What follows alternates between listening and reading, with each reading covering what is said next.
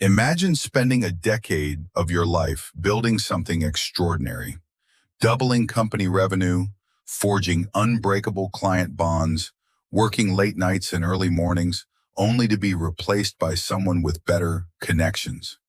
That's not just corporate betrayal, that's corporate warfare. This is the story of a man who didn't just get fired.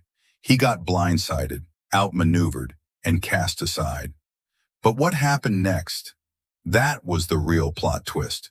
Ellis Granger wasn't born into privilege. He came out of the Army with nothing but grit, discipline, and a background in logistics. He started small at Meriton Global Logistics in Denver. Back then, the company was barely scraping $30 million a year, relying on regional freight contracts and basic warehouse gigs. Ellis changed that. He turned cold calls into client friendships, handshakes into multi-million-dollar deals. In 10 years, he helped push Meriton past the $100 million mark. He was a rainmaker, the kind of guy who could walk into a client meeting and walk out with a signed deal on the table. But here's the dirty truth about the corporate world. It often values perception over performance. The day it all started unraveling was ironically the day Ellis closed the company's largest deal ever, an $18 million contract with Continental Shipping. He returned from Houston a hero, or so he thought. At a mandatory strategic growth meeting, he noticed the strange glances, the forced smiles. Even his assistant Janet couldn't look him in the eye. And then it happened. The board introduced his replacement, Sean Eastman. Harvard-educated, smooth-talking, with a powerful family shipping empire behind him. Ellis wasn't just being let go. His career was being surgically removed. Ellis had made a fatal mistake in the eyes of the board. His clients were loyal to him, not the company. Continental's CEO requested Ellis personally for the account. Morrison Manufacturing, same thing. These weren't just contracts, these were relationships built over years. But to executives like Bloom and Eastman, loyalty flowing to an individual was a threat. They needed someone with better connections, someone they could control. It wasn't business. It was betrayal wrapped in a smile. Here's where most stories end, with the seasoned executive sulking into retirement. But Ellis wasn't done. He decided to launch his own firm, Granger Logistics, and began calling his clients. And they responded. One by one, they pledged to follow him. Continental, Morrison, 8 top clients. At first, but then came the lawsuits. Ellis's story is eerily similar to what happened with a real-world corporate legend, Steve Jobs. In 1985, Jobs was ousted from Apple, the company he co-founded. Why? Because the board felt he was too central, too uncontrollable. Like Ellis, Jobs eventually made a triumphant return, but not before building something greater elsewhere, just like Ellis was about to. Within 48 hours of launching Granger Logistics, Ellis got hit with cease and desist letters, breach of contract threats, and legal intimidation.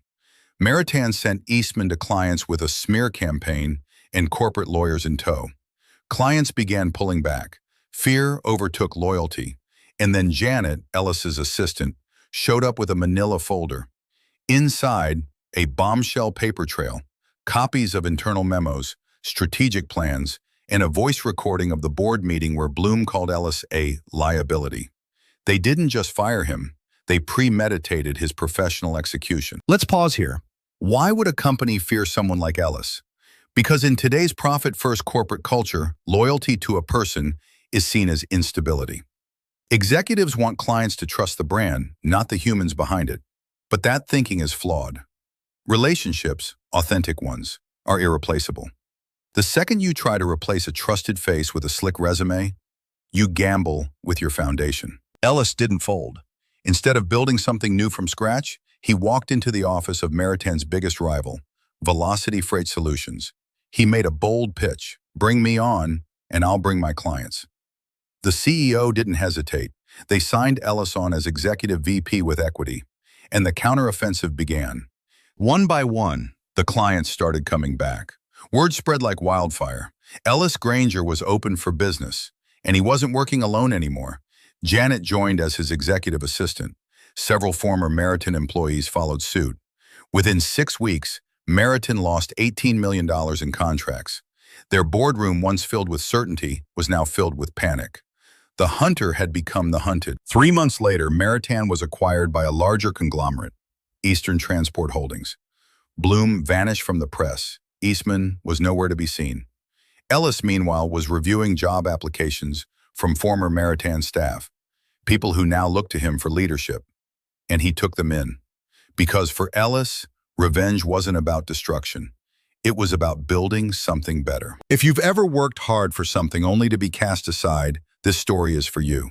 Here are the lessons. Loyalty isn't weakness, it's strength. But be smart, don't give it blindly. Relationships matter more than resumes. Build trust, not just your title. Companies may own the job, but not your value. That's yours to carry. And if you're ever replaced, outplayed, or pushed aside, don't beg. Rebuild. Because the best revenge is success with your name on the door.